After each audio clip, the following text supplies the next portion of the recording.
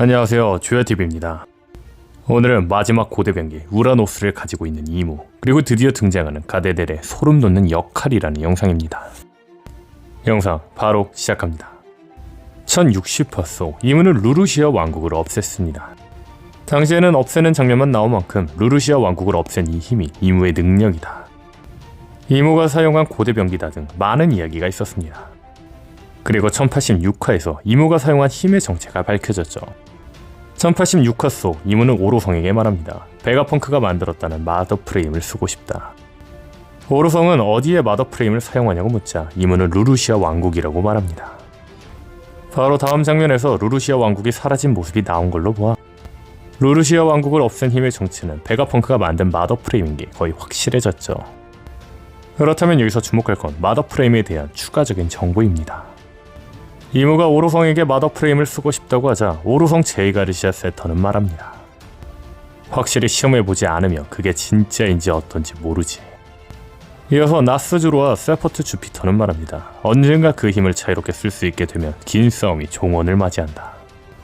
이 대화들로 알 수 있는 건 마더프레임은 아직 사용한 적이 없으며 진짜인지 확실하지 않다는 겁니다. 또한 이 힘을 자유롭게 쓸 수 있게 된다면 긴 싸움이 종언을 맞이한다는 거죠. 그렇다면 이번에 주목해볼 건 오로성과 요크의 대화입니다. 요크는 베가펑크의 배신을 알려주는 대가로 천룡인이라는 지위를 요구했고 오로성은 이를 받아들였지만 오로성은 베가펑크 요크를 죽일 계획을 세웠었습니다. 이는 요크 역시 베가펑크라는 사실 때문이었죠. 그런데 그때 오로성 주피터는 말합니다. 요크, 실은 생각이 바뀌었다. 그 마더프레임은 너도 만들 수 있는 거겠지? 이에 요크는 말합니다. 속도 좀 편하다니까. 그래도 역시 그랬구나. 갖고 싶단 거지. 보내길 잘했네. 그걸 만든 융합로, 파워플랜트는 이 섬에 있어. 이 대화를 통해 알 수 있는 건 오로성은 마더프레임이 더 필요하며 마더프레임은 베가펑크가 아닌 베가펑크 요크가 보낸 거라는 겁니다. 또한 마더프레임은 융합로, 즉 파워플랜트에서 만들어진다는 거죠. 그런데 여기서 주목할 건 파워플랜트는 보통 에너지를 만드는 시설을 말합니다. 또한 융합로란 표현 역시 에너지를 만드는 장치로 쓰이죠. 즉 마더프레임은 에너지라는 겁니다.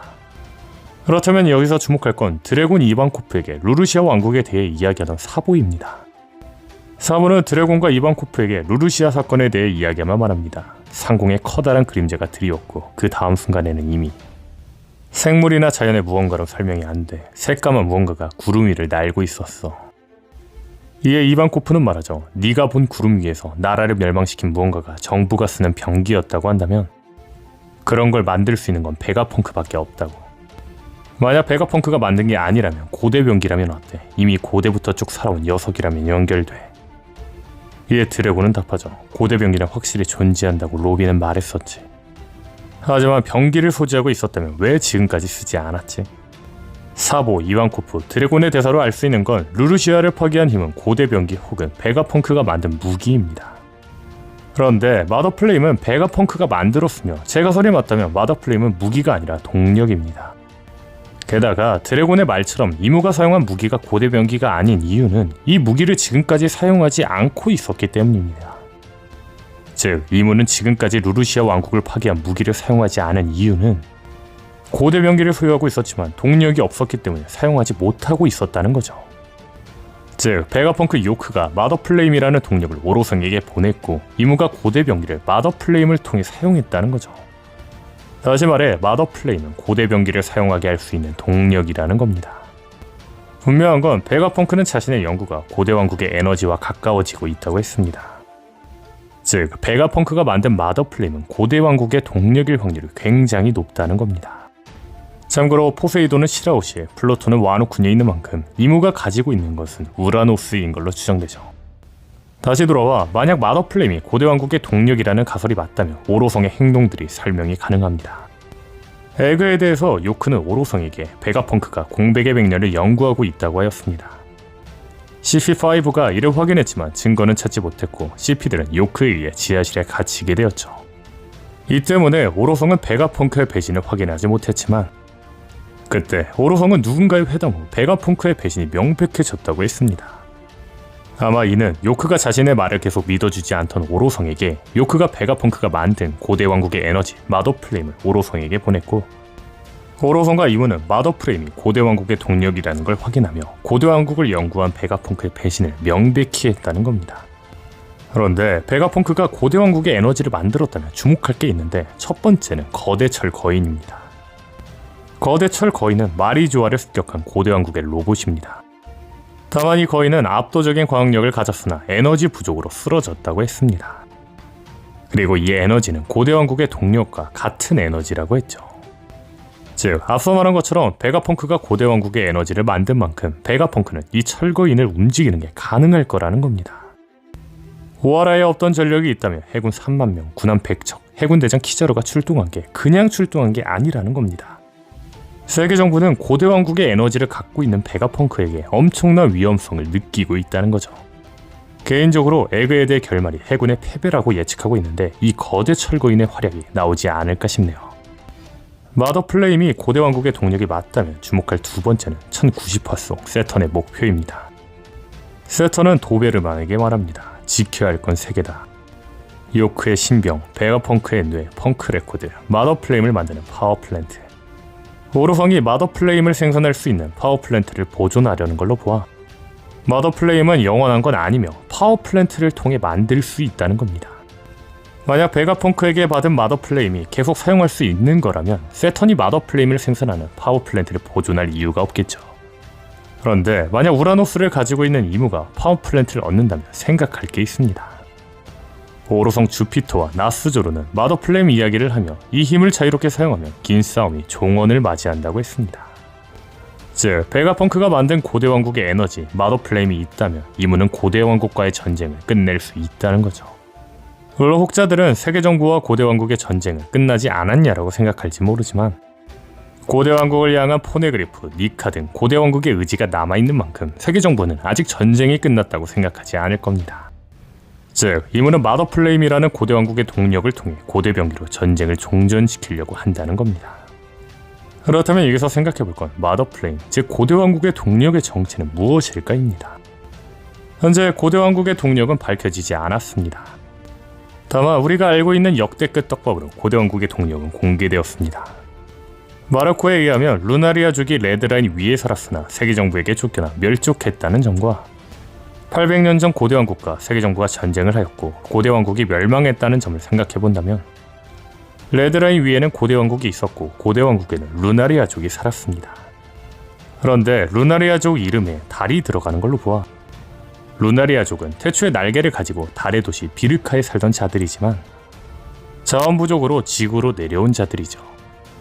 즉, 고대 왕국은 달의 도시 비르카에서 내려온 자들이 세운 왕국이라는 겁니다. 그런데 여기서 주목할 건 달의 도시 비르카의 동력은 전기입니다. 에넬은 달 아래에 있는 지하 도시를 발견했고 에넬이 전기로 공격하자 고대 도시는 에너지를 내뿜기 시작했습니다. 이로써 알 수 있는 건 고대 왕국에 살던 자들의 진짜 고향은 달의 도시 비르카이며 비르카의 동력은 전기라는 겁니다. 즉, 고대 왕국의 에너지는 전기라는 거죠. 다시 말해 마더플레임의 정체는 전기라는 동력이라는 겁니다. 만약 고대 왕국의 동력이 전기라는 가설이 맞다면 주목할 건 에넬의 존재입니다.